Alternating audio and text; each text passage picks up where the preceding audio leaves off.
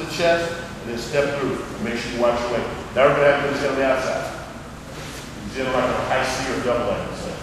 I had one guy, we played 1 year before in the state semifinals, and said, we're going to do double legs. So, okay, so we go back to the laboratory, he said, stop the double leg. They go ahead and get in like on the mat, on like a, we'll say head on the outside, second, a high C, head on the outside. Heads on the outside, okay, heads on the outside. Now this gets a little funky, especially since I've been so much longer. Okay? There's a couple things you can do here. His head on the outside, you're going to reach over his back, look at the crouch, there you go. Hook your hands together. Now, this is what we call a cross body, so you see where his hand's gonna go. You pull his knee to his chest if you can. Now, what happens, some guys will do, is they will take their, and I'm gonna let our guys don't do this, you're gonna take your right leg and step over his leg, John. Take your right leg and step over his leg, and then stop. Step over his leg, then. See, they got stepped over your leg. If you're gonna single leg, you're gonna go behind and step over their leg. That actually, it's like it puts you right in your trap. That's what you want to do, step over your leg. Now what I want you to do is roll him on his head. Stack him on his head. And make sure his knees are near his head. Keep his knees near his head.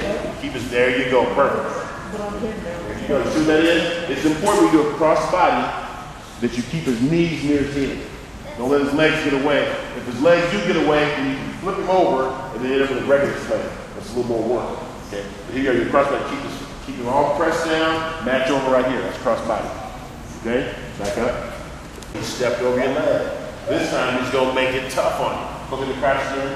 In the crouch. He will not step over your leg. There's no way I'm not gonna let Joe do that to him. Now what you gotta do is you step over his leg with your left leg. Step over his leg, stack him on his head. The pay is the same, ladies and gentlemen.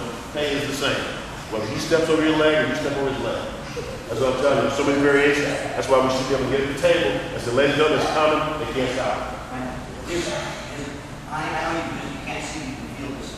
His hand free, that's where this grapevine helps to turn that tall in. Otherwise, they use his hand to try to take the foot off. Well, I've never seen anybody do that, but that is possible. Okay.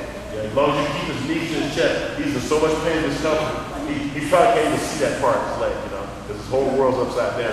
An ankle. He goes like, he's suffering, He's suffering, okay. Here you go. Make sure you keep his knees at his ears. That's a key point. Because I've seen guys do it and let the legs get away and then end up flipping over. If it happens, then you just turn it and you scoot your hips away a little bit and you're in a regular play. But it's a little more work, so this is the easiest way to do it. Okay, bring him back over. Nice job. That's 2 ways to do the cross body and speed. An ankle. He goes like, he's suffering, He's suffering, okay. Here you go. Make sure you keep his knees at his ears. That's a key point. Because I've seen guys do it and let the legs get away and then end up flipping over. If it happens, then you just turn it and you scoot your hips away a little bit and you're in a regular play. But it's a little more work, so this is the easiest way to do it. Okay, bring him back over. Nice job. That's 2 ways to do the cross body and speed. I'm trying to show you no matter what they do, there's something you can do. You hook in there, and let's say you just, for whatever reason, you just can't make your leg fit. It just won't work. Okay? I'm going to say 8 out of 10 times you should be able to find some kind of way to make it work. But let's say his leg is too long, it's too short, or whatever, you just can't make it work. So now you're going to go off, you're going to take your right leg, this is the leg he has, and you're going to turn it the way it is, kind of like this. Take your right leg, turn it. Swisher, you call it swisher? Yeah, he'll swish it in. Swish it in kind of like, so now when you turn your legs to the right, now what you're going to do is you're going to go off to a cross-face cradle. Take your right arm, come across the space, your right arm comes across the space, if you can. Now hook your hands like you're going to do a cradle. You're going to do a cradle. You take your left leg, come around, over. You got to take pull your left arm out, pull your left arm out, so you can't do it, pull your left arm out. Go off to a cradle. Pull your left arm out. Put your left arm out. Your left arm out. That's not the one on his head, that's your left arm. Hook a cradle, Hook, come around the space, yeah. Pull your left arm out, bring your left arm around his leg, you're going to do a cradle. Pull your left arm out, pull it out. You're going to cradle, hook around the space, cross space cradle. Now, you guys keep the single leg. Let's say the guy keeps your leg. You see your legs bent wrong. Your right leg should be bent like this.